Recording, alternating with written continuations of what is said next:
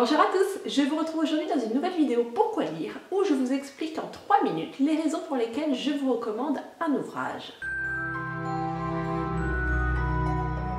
Il va être question aujourd'hui de La Servante écarlate de Margaret Atwood. Alors j'ai eu envie d'en parler tout d'abord parce que c'est un excellent roman et ensuite parce que au regard des récentes élections américaines, au moment où je filme c'était hier donc grosse ambiance, je trouvais nécessaire d'en parler. C'est une dystopie se passant dans un futur relativement proche dans laquelle des extrémistes politiques et religieux catholiques ont pris le pouvoir et instauré un système totalitaire particulièrement sévère à l'encontre des femmes qui deviennent alors des propriétés. Celles-ci sont classées par couleur auquel est associé un rôle. Les vertes sont les servantes, les ménagères, les bleues sont les épouses et les rouges, d'où le titre de l'ouvrage, sont les servantes sexuelles dont le but est de procréer et d'apporter un enfant dans la famille de leur maître, donc par leur maître et pour leur maître. Ce sont les seules femmes qui ont la possibilité de procréer dans ce monde. Si les femmes désobéissent ou ne parviennent pas à donner d'enfants, elles sont immédiatement envoyées dans des colonies pour y travailler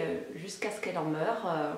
Le parallèle avec les camps d'extermination est évident. Notre héroïne, dont on ne connaît pas le nom, ils font changer aux femmes leur nom, est l'une de ces servantes rouges. Elle va ici raconter son histoire aussi bien sur le plan personnel que sur celui de la mise en place extrêmement rapide de ce régime privatif de liberté. Son cas est particulièrement intéressant puisqu'elle constitue la première génération d'esclaves. Elle a connu le monde contemporain et l'esclavage, le monde totalitaire. Elle n'est pas née sous ce régime d'oppression, ce qui en fait un intermédiaire particulièrement intéressant pour nous lecteurs, puisqu'on va pouvoir se rattacher à des références que l'on connaît du monde contemporain, plus ou moins, et donc voir à travers ses yeux neufs comment s'est créé ce monde, ces dictatures. La Servante écarlate est un classique de la littérature canadienne qui est bien trop peu connu pour nous français, notamment pour les étudiants. C'est typiquement un ouvrage de la même veine que ceux d'Orwell ou d'Huxley, dont il est très important que les jeunes prennent connaissance. Et s'il y a des professeurs qui m'écoutent, je vous encourage fortement à faire lire La Servante écarlate à vos élèves.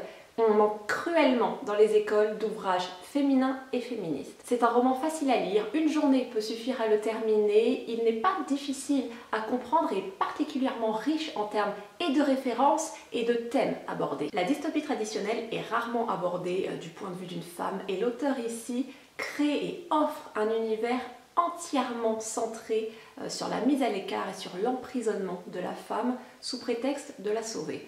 Le discours millénaire que l'on entend toujours et qui n'a pas pris une ride. L'arrivée, la mise en place de cette théocratie est d'autant plus effrayante qu'elle est très réaliste et surtout a bel et bien existé. Le gouvernement décide du jour au lendemain d'interdire aux femmes de travailler et de bloquer leur compte en banque, ce qui fait qu'elles sont inévitablement dépendantes des hommes pour survivre. Les pages à ce sujet sont formidables. Même dans les dialogues avec les hommes gentils, il s'instaure très rapidement une relation de domination, voilà, sous couvert de protection, un discours comme d'hab très patriarcal, fondé sur le « je vais t'aider, ne t'en fais pas, tu peux te reposer sur moi, tout va bien, bien sûr tout va bien, mais je dépends de toi ».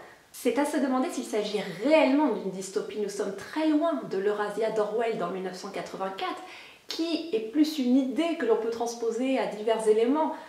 Ça, ce que raconte Margaret Atwood, ça a existé et ça existe toujours. Cet ouvrage a été écrit il y a 30 ans et il pose des sujets qui font actuellement débat. La maternité, notamment pour autrui, la place du religieux dans la société, la dictature de l'apparence, que cela soit dans des interdits, tu ne dois pas porter de maquillage, ou dans des obligations, tu dois te couvrir. On y parle également de porno, de sida, d'homosexualité féminine, énormément de sujets extrêmement modernes. L'œuvre globale de Margaret Atwood est passionnante à étudier et j'aurais été très curieuse de voir ce qu'elle aurait pu écrire si elle avait rédigé cet ouvrage actuellement.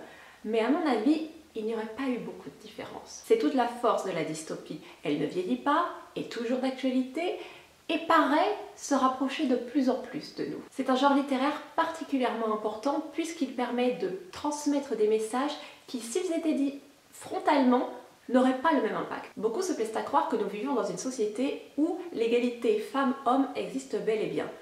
Peu importe les cas de viol, les caractérisations de personnages féminins dans les œuvres d'art, les romans, les injonctions sur le physique, les différences salariales, peut-être que lire ce genre de roman permet de faire passer plus distinctement le message. Sur ce, je vous encourage très fortement à lire La Servante écarlate de Margaret Atwood et je vous retrouve dans une prochaine vidéo. En attendant, portez-vous bien.